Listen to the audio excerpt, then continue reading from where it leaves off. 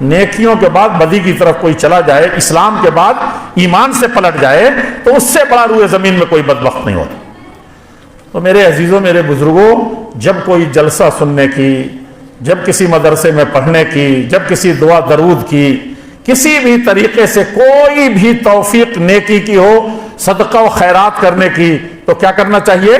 آنسو آ جانا چاہیے کہ اللہ تعالیٰ تو نے یہ نیکی ہمارے حصے میں رکھی ہے، تیرا کتنا شکریہ ادا کروں۔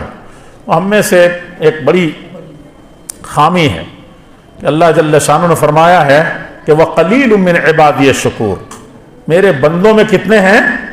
بہت تھوڑے ہیں جو شکریہ ادا کرتے ہیں۔ تو آج تو اکثریت شکریہ نہیں ادا کرتی۔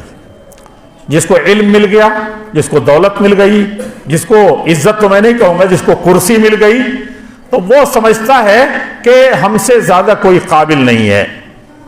کسی کو تندرستی حاصل ہو گئی، دوسرے بیمار پڑ رہے ہیں، تو وہ اپنے آپ کو بڑا سمجھتا، کہا کہ لوگ میری طرف دیکھتے ہی نہیں، میرا شکریہ نہیں ادا کرتے، میں نے دولت نچھاور کرتا ہوں مسجدوں پر، مدرسوں پر، غریبوں پر، میری تعریف نہیں ہو رہی ہے، میرا شکریہ نہیں ادا ہو رہا۔